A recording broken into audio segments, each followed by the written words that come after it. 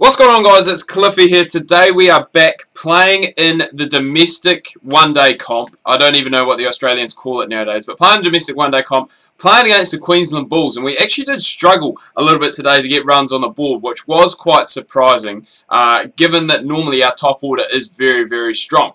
Saying that, I did bet my way to 38 off 24 before I went into this stupid, I don't know what it is, but on PS4 at the moment, I seem to just be going and padding up or trying to play a block, and I think it's maybe possibly because I am just hitting in the left analog. But enough about that. Today I actually have a few things to talk about. The first thing is a lot of people have been asking, when is Cliffy's Champions League coming back for 2016? And the short answer is hopefully it is going to be coming back at the end of February or either the start of March. So if you guys head over to my Facebook page now, if you weren't enrolled, I should say, in caught and bowled. Beautiful. Kawaja, we've got him. But if you weren't involved in Season 1, you will need to go and sign up now. To do that, you will have to have a player in the Bradman Cricket Academy. Doesn't matter which console it's on. It can be on PS3, PS4, Xbox 360, or Xbox One. I will be able to access it anyway, as long as they are uploaded to the Academy. So they've got to be uploaded to the Academy. Then all you need to do is send me a private message on my Facebook page, which a link is down below in the description. Basically, I've got a wee template that I am going to put up on that page. Send that through to me with your player name, some details, obviously if you're a batsman, a bowler. If you're a bowler, what kind of bowling you do, what handed batsman you are, kind of thing. And then I'll go and edit it all, get it ready, put it into the sim, and hopefully, as I said, we will be able to go and kick things off at the end of February or the start of March, depending on entries. And we've got, well, hopefully this year we are going to go and be able to put in a 6 team. Last season we did only have the 5 teams, so we're looking at going and adding that on. But enough about that, back into it. So just remember, head over to my Facebook page. All the details are going to be on there. That is how you can go and sign up. So really looking forward to that. I know a lot of people are really looking forward to the Champions League returning for 2016. It was a big series booster. I'm not sure how that's not out. That's a very good shout. We are actually going to go and review it. The only thing I possibly can think is that the batsman has got a wee inside edge. It was looking pretty straight. It was a very full ball. It was a Yorker, almost a full toss. So there's no way it should have pitched outside leg. But looking at it now, maybe it has. Maybe it's doing too much. That's actually a good call by the umpire. I thought, wow, that is a very wasted review. That's almost as bad. I remember Angelo Matthews had a really bad one in the World Cup with one of his bowlers. It may have possibly been, I think it was when they were playing England maybe, and it was just an absolute shocker. That one there is right up there with him. I don't think the ball had moved that much. I thought it had just hit him. I thought it hit him basically like middle and leg, but that had gone. That was basically hitting off stump. And obviously with the angle we're bowling, with the outswing to the left-hander, there's no way that was ever going to come back. And there are the first runs off my bowling. Power play, because we are defending a small total, I am going and basically just banging in the Yorkers for the time being. Also with the field being up, I feel it's a very effective strategy. So hopefully, well, when the field does manage to go and disperse, I'm going to go and try and bowl a few cutters because they've been working pretty well for me lately. Klinger puts that one down. I don't even know what fielding position that is, but he's gone and put one down in close. But we won't complain too much about that. Pretty good over, just the one off it. And we are going to need someone else to really step up to the plate, take some wickets if we are going to go and have a good shot at doing this. So we've still got 5 overs remaining in the power play. We can go and slightly change our field, but they don't really have anything. That one there probably suits me the best, but it's not ideal. I like to have both, obviously, my fine leg and my third man back, along with guys down the ground as well. Oh, God, and that is just an absolute rubbish ball to bowl with this field. We've got a fine leg in, and we go and chuck down a half volley outside off stump, and that is just easy pickings for the batsman. Chris Lynn, especially a player of his ability to just go and just pick it away with these. There we go. That one there's done a wee bit more. Thought I was actually bowling the off cutter, but I may be bowling the leg cutter. Not 100% sure. I always get them mixed up. That one didn't do much. That one was up there on that Yorker length. And funny enough, as soon as I go shorter of a Yorker length, I go and get hit for a boundary 4. Is that saying something? There we go. Now that we've kind of got, I guess, the line right, the length obviously on that first ball was not good, and that's why I went and got picked away with relative ease. But now that we've got the line right, Chris Lynn basically can't play it. And this is really what I am using, I guess, domestic cricket for at the moment. I guess I'm in between, you know, the international side. I haven't really established myself in there at the moment, but really using domestic cricket to try and, I guess, increase my skills so it does make it easier when we come to that international scene. Richardson's gone and picked up another one. We've had a little bit of a spell, so hopefully we can come back. Fielding restrictions off, which they are. Go back to our favourite field, pace 5, and just 100 runs needed, so only 197 for the Redbacks. And so 100 runs needed off 29 overs. So this should be a walk in the park for the Queensland Bulls. But we're going to have to go and pick up some wickets. I think if we can do that, then we are going to be in with a chance. But we've got to go and do that sooner rather than later. We're bowling economically, but not really threatening. When we were going and pitching it up, bowling those Yorkers, things were working well. But not so much now that things have gone and I guess been dropped back a length. There we go. That's a nice shot by Chris Lynn, actually. But that's the area we want to be bowling. He's going and playing that with a little bit of a closed face. I don't know how many leading edges you get in this game. I certainly haven't seen many. And we actually had the right field already for Peter Forrest. So, but yeah, leading edge will go straight to one of those guys, hopefully. Or if he goes and plays around a little bit. Thought that was a chance as well. In the air. Probably could have been taken if the fielder was on his toes.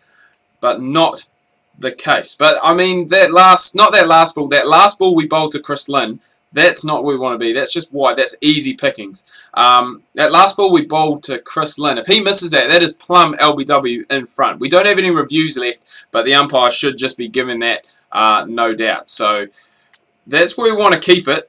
And it's another good over, just the one off it. So obviously, just a couple of singles and a 4 off our overs so far. That off-cutter skill is going up slow and steady. That's what we want. But as I said, we really need someone down from the other end going and capitalising on this pressure, on this economical bowling that we are doing at the moment. So, we need that to happen. And it's not helping that, I don't know why I'm bowling out there. Like in my PS3 career mode, bowling cutters a lot in my career, and it's working well. I seem to get it pitched quite nicely. That's where we want to be. We want to be on about that off and leg. No, we want to be on about middle and off, because we're cutting it in to the batsman. It's moving towards off stump. So about there, but that's a little bit wide. I think we probably want to be on off stump, because it's not turning that much, but turning enough, doing enough. And I think cutters really work well for me. Like I have been playing, don't see that very often, me beating the outside edge.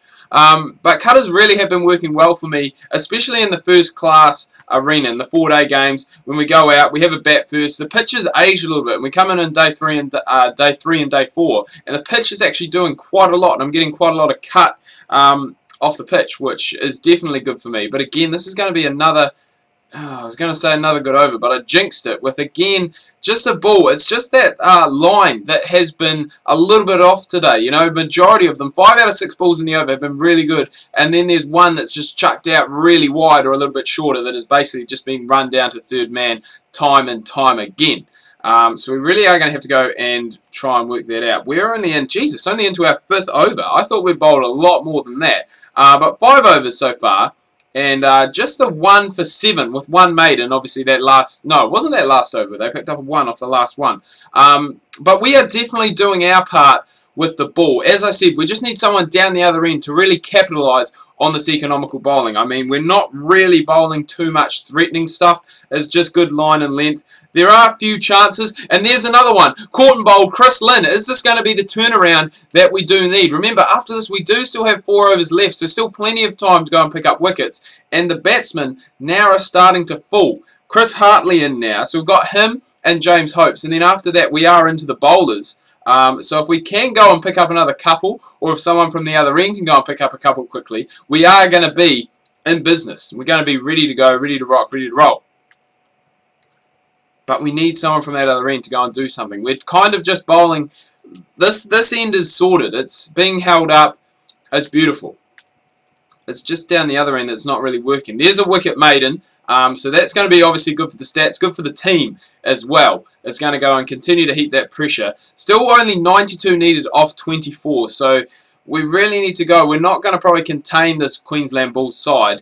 Really need to go and probably try to look at bowling them out. Still 23 overs, so still a lot of time. A lot could still happen. That one there's It hasn't just missed the off stump, but it's a good ball. It's in that right area. That's the area that we want to be in. If we could pick up Pete Forrest, because he would, I guess, really be the last recognised batsman behind Chris Hartley and James Hopes. And he's the guy, he's in at the moment, 33 off 46. They're going to need him to, I guess, carry on and probably bat through the innings if Queensland do want to go and win this game. But it is tight. It's tense.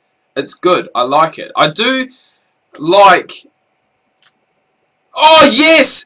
We've got one back to the keeper, boys. Tim Ludeman takes an absolute ripper diving with two hands. But Peter Forrest, the man we were just talking about, he is gone. It's that off-cutter. It's working incredibly for us. And James Hope's in now.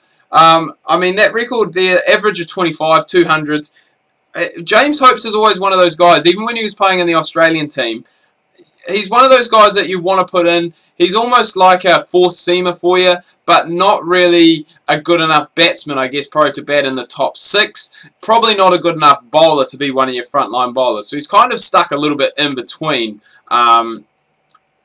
And there's another wicket made, and that's beautiful. Kind of stuck in a bit in between. And that's why quite often he would bat at 7. It was quite nice that the Australians did have someone who was opening up the top, you know, like Gilchrist, or even Brad Haddon, I think, batted up the top a few times in his career. James Hopes, he's opened as well, and I mean, that's another example, I guess, when Australia probably would have played a wicketkeeper at 7 and still wanted, I guess, you know, someone in that top 6 who can go and bowl you a bit. That's a bit of a bugger that we get that wide and a minus off-cutter skill. I'm a bit disappointed, probably more in the losing the off-cutter skill than I am in the wide. I'm not really too fussed about that. We also lose the maiden as well, so I think we've bowled 2 maidens in a row before this one. Chris Hartley puts that one away. It is... Oh, it's going to be safe. That's great fielding out there on the fence. Just the one. And we get 4 balls at James Hope. So hopefully we can go and make something happen with that. And, you know, as I said, if we can pick up a wicket, if we can pick up one of these 2, we're going to be really in the driver's seat. There's still 80 runs still left to get for this Queensland side. So, I mean, there's still plenty of time, obviously, if they go and bat sensibly. But still, you know, a little bit of pressure. If you go and pick up another one here, all of a sudden 6 down, and the pressure's on. The pressure's telling. Still 2 balls left. Not 20.1 overs. And again, we're just bogging them down at the moment. And that's what you need to do. If you're doing this, I talk about it time and time and time again in videos. Bowling in partnerships. If you've got a guy who's down one end, who's just holding up an end, not really bowling, I guess, too threatening, but he's not going for runs. You need someone else down the other end to capitalise, what am I trying to say? Capitalise on that. And if they can go and do that, then it's going to go and obviously make things a bit easier. I think we did get possibly Chris Hartley run out by the late, great Phil Hughes, if my eyes were not deceiving me. And look at this, all of a sudden, we come back. We've only got 2 overs left. Oh, but that's going to be close. That's worth a shout. I think it may have been doing too much, possibly going down leg. And remember, we did use our review earlier in the innings. So we can't use that. But that was a good shout. Chris Hartley obviously is gone. We've got Hopes in now. But all of a sudden, 62 off 15. Still about 4 and over. But, again, just get there, mate. Just put in the dive. Again, 6 down. Still 60 runs left to get. I mean, plenty of time. Ben Cutting and James Hopes are definitely players that could go and chase this down. That there's not going to help. That does happen sometimes. When you are trying to bowl, I guess, that straighter line, bowl on that off and middle, you are going to drag it sometimes to leg like there. And a player of Ben Cutting's, I guess, hitting ability is not going to miss out on those ones. It just eases the pressure. Takes the release valve off. So we've got 1 over left after this. Would be nice to go and pick up another wicket, but 3 for 15 so far off. I believe it's 9. I think we do just have the 1 over left. I will be able to tell you that in just a second. Yeah, just a 1 over left. So 9 overs so far, 3 for 15, including 3 maidens. So we've definitely gone and held up our end, defending a low total in this game from this end. So it would be nice if we could pick up one of these guys.